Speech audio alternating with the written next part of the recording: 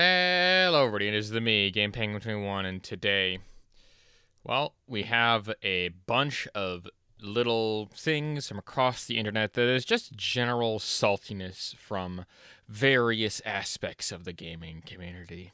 Mainly in the PlayStation department, as that seems to be the specialty because they seem to be the most outspoken people in the entire internet, at least according to my feed. Quite honestly, a lot of these ones are just really just weird discourses that I just found interesting and wanted to give my opinion on in the form of video, but didn't warrant their own videos, if, again, that makes sense.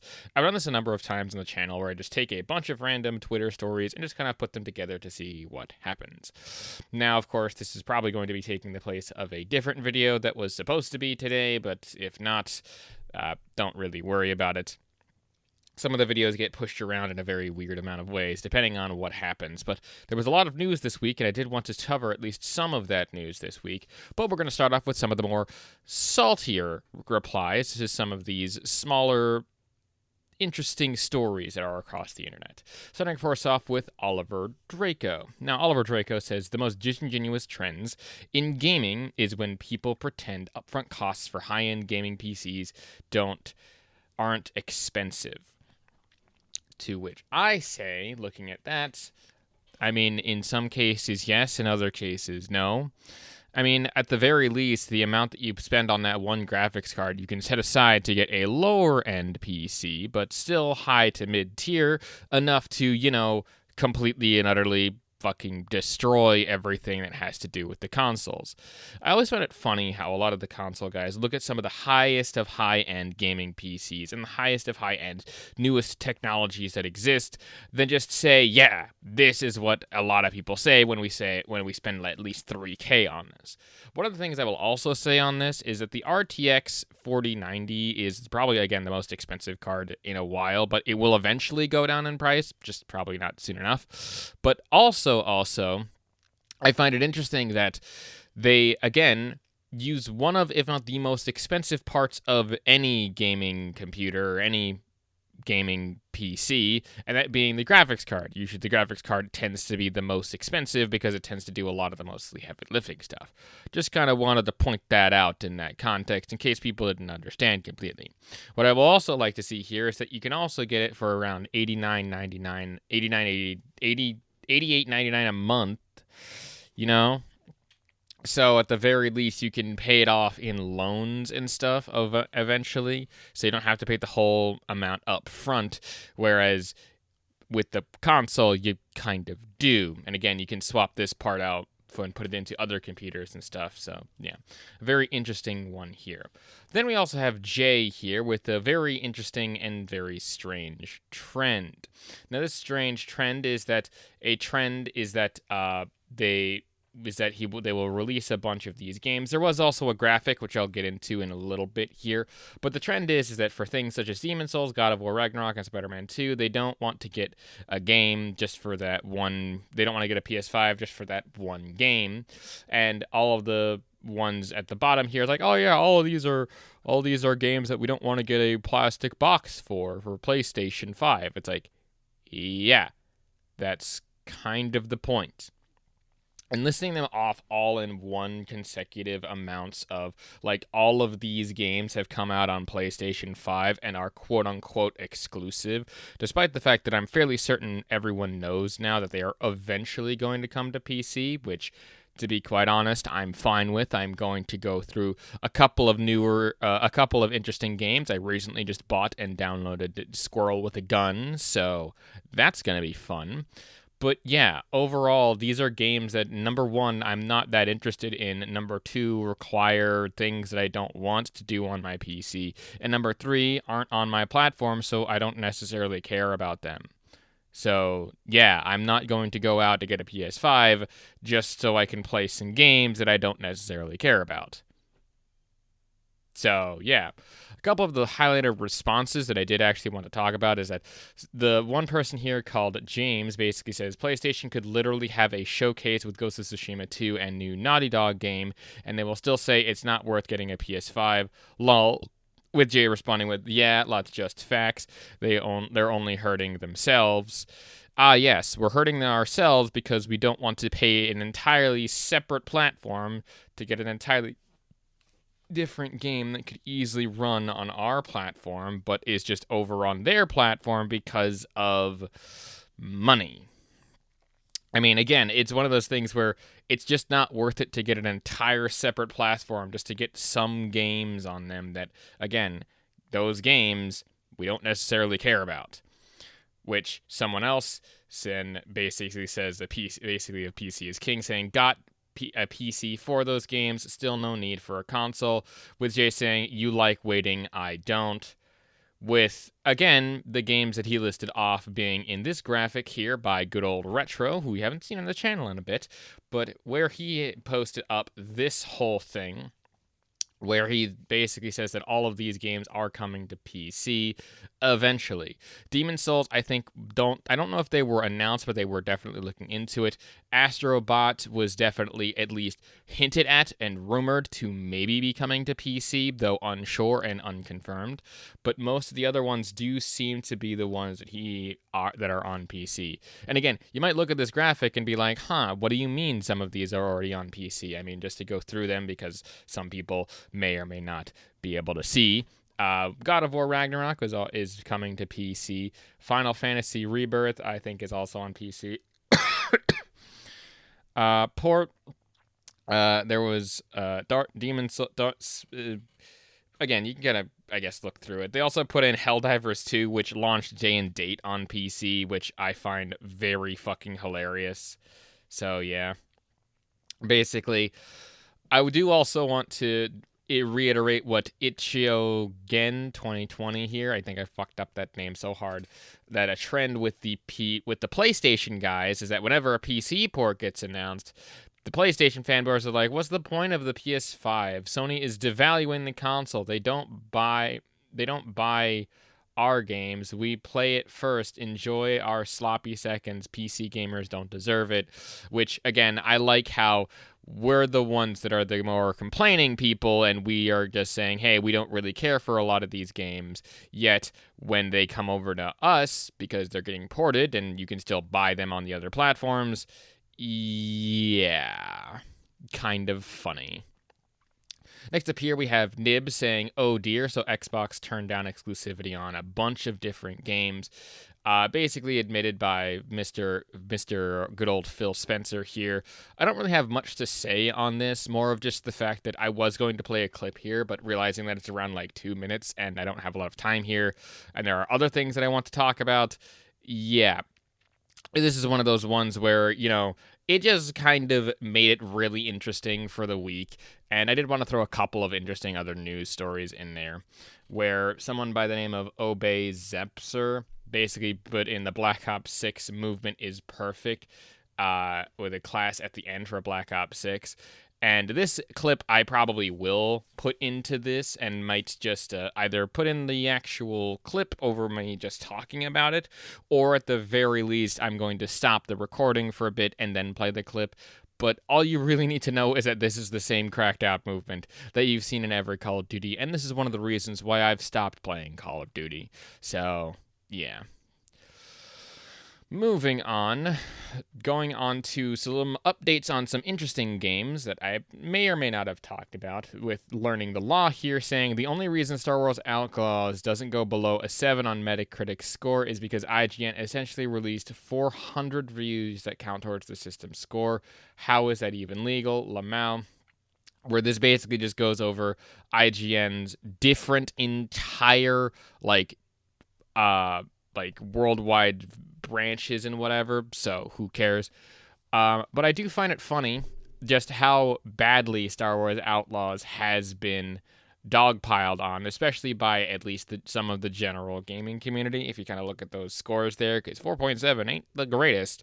But, yeah, I always find it funny, again, how some of these games just tend to not do the greatest, despite the fact that they get some of the best marketing here. And again, for Star Wars Outlaws, I haven't seen much of the marketing, at least on my timeline either. So with some of these newer games, the marketing seems to be sparse and or non-existent. Pirate Nation coming in here with a Concord community posts are funny. We've already taken a look at the people's jobs are at stake, but the second one here is more or less the funnier one of the two, where the title of the second one says, "All of you people celebrating the fact that Concord is dying and not realizing this means 100 plus people's jobs are on the line." Again, trying to pull the same thing. It's just that it's funny how two different people kind of get clowned on this context. And yeah, certainly, this one's about Concord, but I mean, again, I'm kind of just shotgunning stuff for salt here. Both of these people seem to be salty, and quite honestly, Concord and the Star Wars game failing is completely expected. I'm not gonna blame any woke crowd because that's not at all what happened. It just kind of also tends to be along the line. But Jay here comes in with another PC Gamers Salt Fest kind of deal, where he basically just posts up the quit having fun meme, where he has Final Fantasy VII Rebirth, which is possibly more or less coming to PC, being confirmed by the people who made it. And the Stellar Blade is it'll just wait for coming to PC, with Grand Theft Auto saying, "Quit having fun." It's like, no, we're not saying that you should quit having fun, just that, we don't really care because you tend to invade our spaces first more than anything. To go into some of the ones here, we have, of course, Odd AIs, who I haven't seen on the feed in a bit, but he comes in with a glad more people are opening their eyes to the fact that the majority of PC gamers in this community are just salty former Xbox fans finding refuge, lol. Now, what's odd about this is that I actually do fall into the category of a former Xbox person. But it's not because I'm quote unquote finding refuge from it. It's just that, when I got my first laptop and PC, the amount that I used my Xbox basically dwindled to nothing because, well, I didn't feel like I needed it anymore. Like, it was doing its job well, and I still had some friends and some games on it. But once I established myself on my PC, I didn't really feel the need to, have two separate platforms, especially one that I was continuously paying for seemingly no reason. And Double Down Chicken Bowl here basically just reiterates my point, saying, I don't think PC gamers actually care about any of this, lol. The ones that defend Xbox do. Those are not people on PC. Those are the Xbox fanboys, ya dingus. They show up every time like flies to shit. Considering that you also do the same thing like flies to shit, I think that it goes both ways, buddy. Where someone says, just own a PS5. I mean, everything is going to be on PS at some point. Take them to church, bro. Considering the fact that Squirrel with a Gun and some of the other games that I actually play are PC exclusives, kind of makes sense. I don't know, is Squirrel with a Gun PC exclusive? It might be, I'm not sure. But there's like several of them that are PC gaming exclusive or PC exclusive that I have, and I mean, the only big one that I kind of think is multi-platform is The Finals, which is, again, a free-to-play game, which I 100% still stand by as one of the greatest games ever. But, we'll continue on and talk about Noir here with PS fanboys are getting triggered by this take because they're crybabies. However, I also think a $700 PS5 Pro is not worth getting it, and getting a PC is a better use of money at this point, cope and cry. Where, again, we kind of have to go back to someone named Night Sky, where this is a retweet of a tweet that I talked about at the top of this video, where a 4090 isn't high-end, it's the highest end possible and is completely unnecessary for most people unless they want to future-proof their PC. Which, again, is true, or unless they get it subsidized by, something. Or, in some cases, it might be just that expensive because they get it in, like, their computer for, say, rendering work, if they have a client or whatever. So, yeah, it really kind of depends. Okay, so this is a interesting story that I tended to look past in some cases. There has been a little bit of an update on this. But the main thing here as to what has seemingly happened within the case of this is Nicola says that Entroba is delayed on Xbox indefinitely, having Sony money hats, where essentially they're saying, hey, this is going to be delayed indefinitely of the Xbox version for this specific game, with a bit more of details coming out around a day or two-ish later, where both James and PortalRock77, and it was a little hard to see on this screenshot because it takes up the most of it, where basically they're saying, hey, this is a Sony thing. Sony did it again. This is bad, where readers added some context at the bottom. This is, again, a community note here, where it says Sony has nothing to do with the indefinite delay. It was caused by a lack of communication from Microsoft to the developers specifically. Now, again, there's a bit that's underlined here where it says that they have to announce an indefinite launch on the whatever. But again, if you still don't trust me specifically or the community note or anything, this is from the official account of the Entropa game, which seems to be a Dark Souls-like game, though I don't want to put those words out there because, to be quite honest, it looks fine, but not the best. I'm just tentatively looking at it, where they say that the communication with the Xbox says that it works fine with Series X and X, but they cannot go through with the submission process, and they can take even 2 months to reply to them. 2 months to reply. Are you kidding me? That is a little bit insane. And I will say that that's just how bad is your communication, Microsoft, that's the case with that. Dude.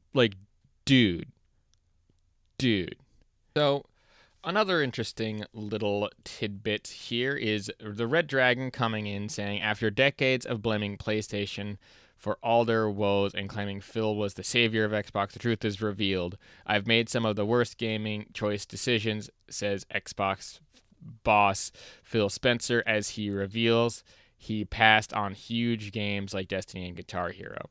Apparently, there was an entire article written from Eurogamer.net. Again, this is the same story that I talked about a little bit before. But, I mean, here's the thing. In hindsight, yeah, that is pretty bad, where he did things like Guitar Hero and Destiny.